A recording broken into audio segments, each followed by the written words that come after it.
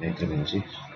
Studi kasus pengawasan mutu bangunan gedung dan kawasan kantor Kementerian Koordinator 3 disajikan oleh Teris Kiramansyah kelompok 2. Dokumen ini menyajikan studi kasus mendalam mengenai pengawasan mutu tahap pelaksanaan tugas kelompok 2 pada proyek pembangunan gedung dan kawasan kantor Kementerian Koordinator 3 di Ibu Kota Nusantara.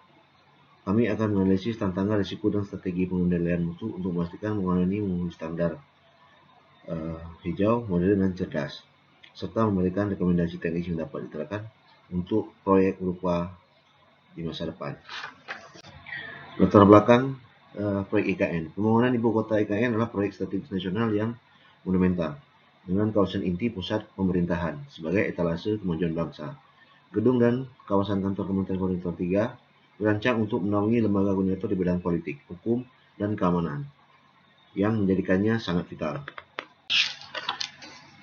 Proyek ini tidak hanya dituntut secara fungsional, tapi juga harus merepresentasikan visi IKN sebagai kota hijau, modern, dan cerdas melalui rekonstruksi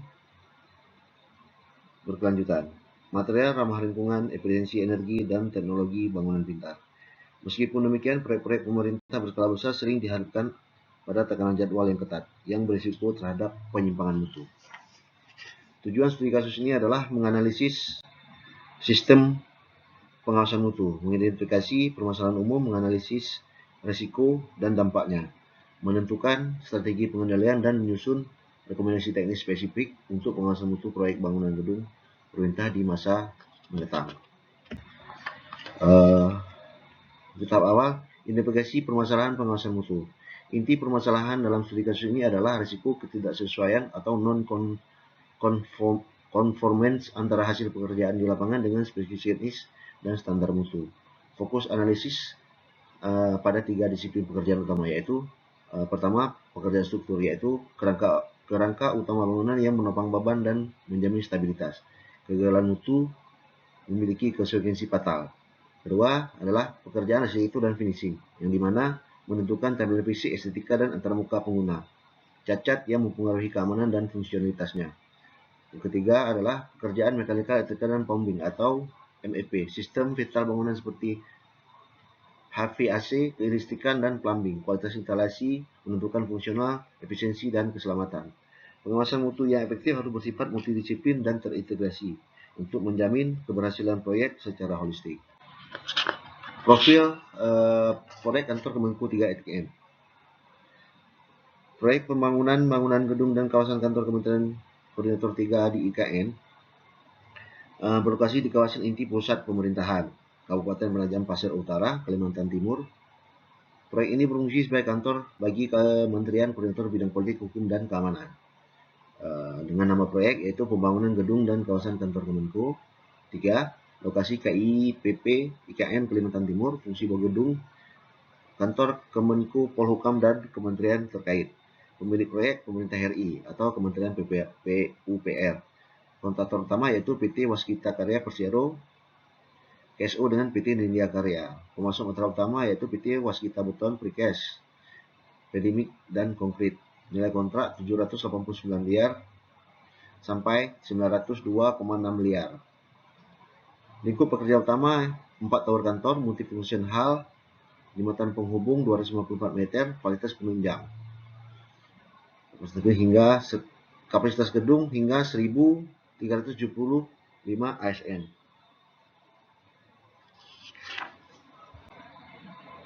Selanjutnya, konsep desain dan inovasi konstruksi. Kantor Kemenku 3 dirancang sebagai contoh implementasi bangunan pemerintah yang modern, efisien, dan ramah lingkungan.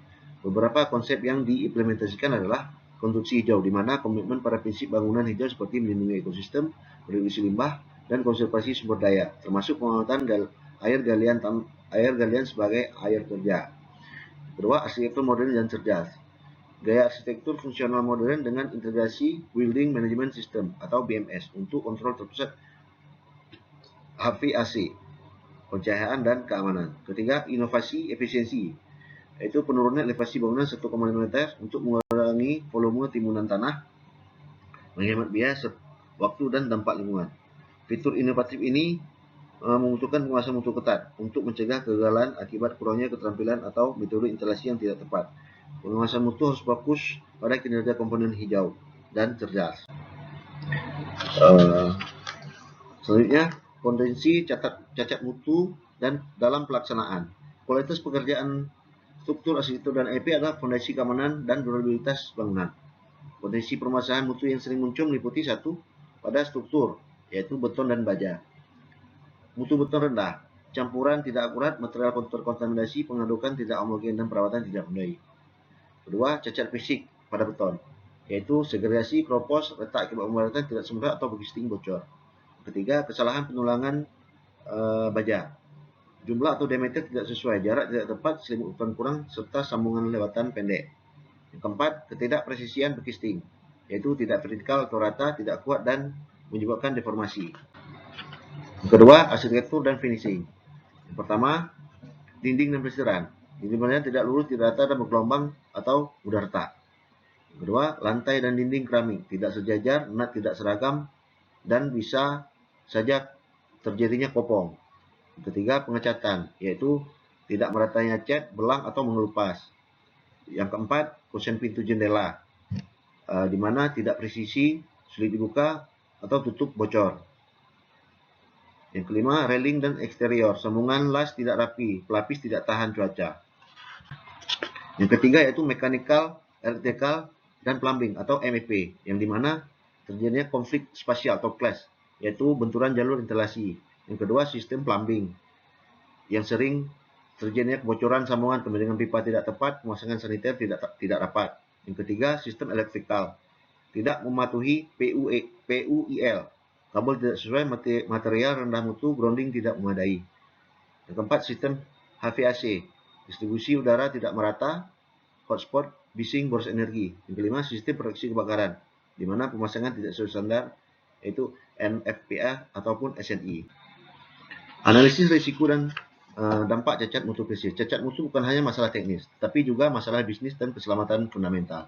Berikut adalah matrik risiko dan dampak dari beberapa permasalahan mutu paling kritis, yaitu kekuatan beton rendah, kegagalan struktur, biaya sangat tinggi, sehingga pembongkaran pembangunan ulang, keterlambatan katastrofik, risiko keruntuhan bangunan, dampak hukum dan reputasi parah. Kedua, konflik spasial, clash antar jalur MP, yaitu pekerjaan ulang dan keterlambatan proyek.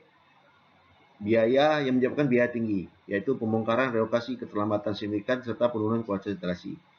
Yang ketiga, instalasi elektrikal tidak sesuai standar, yang menyebabkan risiko kebakaran dan kegagalan sistem. Risiko yang ditimbulkan yaitu risiko keselamatan sangat tinggi, korsleting, kebakaran, bahkan membuat biaya menjadi sangat tinggi, serta gangguan pasokan listrik. Yang keempat, cacat finishing arsitektur dalam skala luas, yaitu penurunan nilai estetika dan durabilitas, yang menyebabkan biaya sedang atau perbaikan masif, keterlambatan serah terima, menurunkan citra kualitas kontraktor. Berbagai cacat fisik ini seringkali berakar pada kegagalan sistemik dalam manajemen proyek, seperti komunikasi yang buruk, pengawasan lemah, dan tekanan jadwal. Oleh karena itu, strategi pengendalian mutu harus bersifat sistemik. Strategi pengendalian mutu harus proaktif, terstruktur, dan terintegrasi. 1. Implementasi sistem manajemen mutu atau SMM. Dasar dari semua kegiatan pengendalian mutu adalah adanya sistem manajemen mutu atau SMM yang formal dan terkoordinasi. Idealnya mengacu pada kerangka kerja internasional seperti ISO 9001 atau 2015. SMM ini berfungsi sebagai payung yang menaungi seluruh kebijakan, prosedur, dan instruksi kerja terkait mutu. Dalam SMM, penting untuk membedakan dua fungsi utama, yaitu penjaminan mutu atau quality assurance ataupun QA merupakan serangkaian tindakan proaktif yang berorientasi pada proses untuk mencegah terjadinya cacat. Aktivitas QA meliputi penyusunan rencana mutu proyek atau RMP, kualifikasi dan pemilihan pemasok material, pengembangan metode kerja, serta pelatihan sumber daya manusia. Kedua, pengendalian mutu atau quality control ataupun QC merupakan serangkaian tindakan reaktif berorientasi pada produk untuk mendeteksi cacat yang sudah terjadi. Aktivitas QC meliputi inspeksi lapangan, pengujian material, dan verifikasi hasil pekerjaan terhadap spesifikasi. Dua, pengendalian material melalui ITP. Kualitas hasil pekerjaan sangat ditentukan oleh kualitas material yang digunakan. Oleh karena itu, pengendalian material yang masuk proyek adalah garda pertahanan pertama. Alat kerja utama untuk ini adalah rencana inspeksi dan pengujian atau inspection and test plan. ITP adalah dokumen hidup yang merinci secara spesifik setiap jenis inspeksi dan pengujian yang harus dilakukan untuk setiap material dan item pekerjaan, lengkap dengan standar acuan, frekuensi, dan kriteria penerimaannya. Yang ketiga, pengendalian proses pelaksanaan dan supervisi, di mana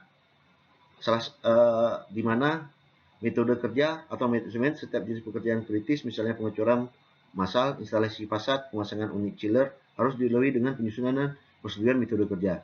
Dokumen ini merinci urutan langkah kerja, peralatan digunakan, alokasi tenaga kerja, dan prosedur keselamatan kerja atau K3 yang spesifik. Yang kedua, supervisi lapangan yang kompeten.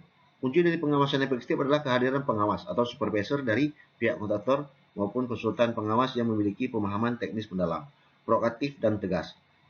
Mereka harus mampu mengidentifikasi potensi masalah sebelum berkembang menjadi cacat permanen. Yang ketiga, checklist inspeksi. Untuk memastikan standarisasi dan kelengkapan inspeksi, digunakan checklist untuk setiap tahapan pekerjaan. Contohnya, checklist pra pengecoran dan pengecoran akan berisi poin-poin seperti kebersihan area, kekuatan dan ketepatan berkisting, kesesuaian jumlah dan posisi tulangan, kesediaan alat bantu, dan lain-lain. Yang keempat, dokumentasi yang rapi. Setiap tahapan pekerjaan, hasil inspeksi dan hasil pengujian harus didokumentasikan dengan baik.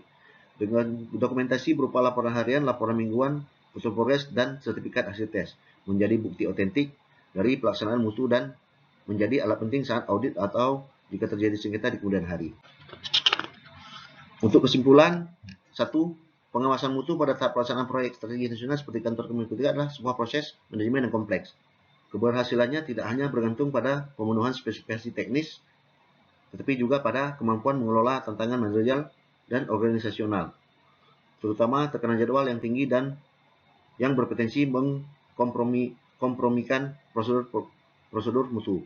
Yang kedua, potensi cacat mutu pada 3 disiplin utama struktur, arsitektur, dan MP, membawa spektrum risiko yang luas dan signifikan. Dampaknya tidak hanya terbatas pada pembengkakan biaya dan keterlambatan jadwal, tapi juga menyentuh aspek paling krusial, yaitu keselamatan jiwa pengguna, keberlangsungan fungsi bangunan, serta reputasi pemerintah sebagai pemilik proyek. Yang ketiga, strategi pengendalian mutu yang efektif tidak bisa bersifat parsial atau reaktif semata. Strategi tersebut harus proaktif, sistematis, dan terintegrasi, yang dimulai dari pengendalian material yang masuk, dilanjutkan dengan pengendalian proses pelaksanaan di lapangan, yang didukung oleh sistem manajemen yang solid serta komitmen penuh dari seluruh jenjang manajemen proyek. Terakhir, rekomendasi teknis yang dirasakan yaitu 1.